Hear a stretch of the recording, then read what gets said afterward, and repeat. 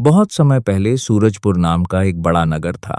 वहां एक बहुत अमीर व्यापारी रहता था जिसका नाम था सेठ दयानाथ।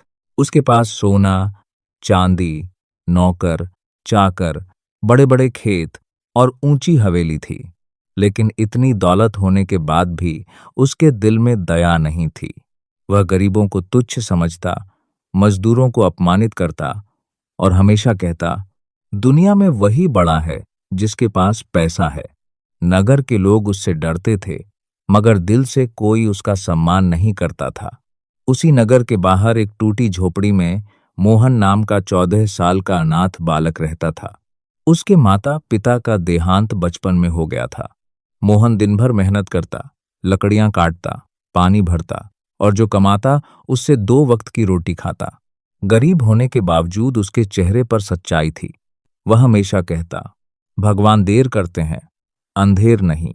एक दिन नगर में घोषणा हुई, राजा वीरेंद्र सिंह अपनी बेटी राजकुमारी के जन्मोत्सव पर बड़ा मेला लगाएंगे।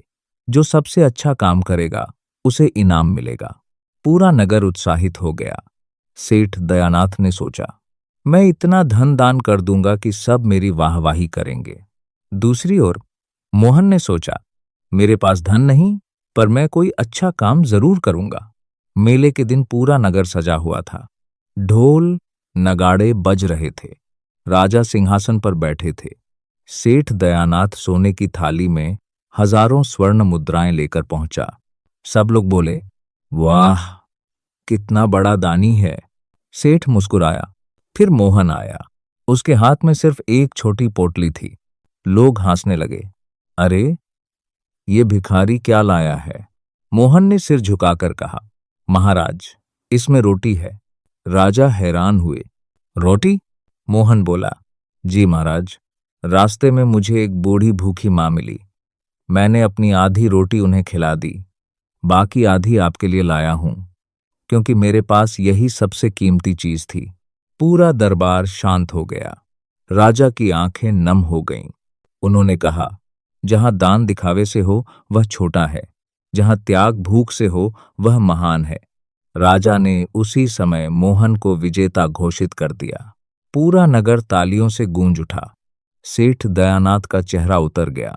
उसे पहली बार लगा कि धन से बड़ा कुछ और भी होता है, लेकिन उसका अहंकार अभी टूटा नहीं था।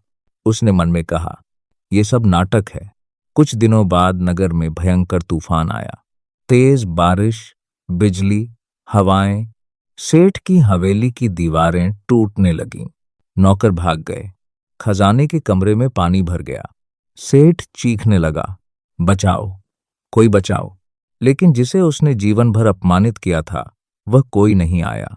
उसी समय मोहन वहां पहुंचा। उसने सेठ को गिरती दीवारों से बाहर निकाला। सेठ कांप रहा था। उसने पूछा, तू मुझे क्यों बचाने आया? मोहन मुस्कुराया, क्योंकि इंसानियत दुश्मनी नहीं देखती। सेठ की आंखों से आंसू बह निकले। वह पहली बार किसी गरीब के सामने झुक गया। उसने कहा, मैंने तुझे हमेशा छोटा समझा और तू मुझसे बड़ा निकला। मोहन बोला, बड़प्पन कपड़ों और पैसों से नहीं, कर्मों से होता है। अगले दिन नगर में खबर फैल गई। सेठ दयानाथ बदल गया। उसने मजदूरों का कर्ज माफ किया, गरीबों के लिए अन्न भंडार खोला, बच्चों के लिए पाठशाला बनवाई, बीमारों के लिए औषधालय खुलवाया। लोग हैरान थे। कुछ महीनों बाद राजा ने सभा बुलाई। उन्होंने कहा, आज इस नगर में 2 महान लोग हैं। एक जिसने सिखाया कि दया सबसे बड़ा धन है, और दूसरा जिसने अपनी गलती मानकर खुद को बदल लिया। राजा ने मोहन को नगर का सलाहकार बनाया और सेठ दयानाथ को जनसेवा का कार्य सौंपा। समय बीतता गया। मोहन पढ़ लिखकर बुद्धिमान युवक बना। लोग उससे न्याय लेने आने लगे। वह सबकी मदद करता। एक दिन उसने उसी झोपड़ी के पास एक बड़ा विद्यालय बनवाया जहां वह कभी रहता था। दरवाजे पर लिखा था, गरीबी कमजोरी नहीं, परीक्षा है। सेठ दयानाथ रोज वहां आकर बच्चों को भोजन करवाता। एक दिन उसने मोहन से कहा, अगर उस दिन तू मुझे न बचाता तो मैं धनवान होकर भी गरीब मर जाता। मोहन मुस्कुराया, और अगर आप न बदलते तो मैं आपकी मदद करके भी हार जाता। दोनों हंस पड़े।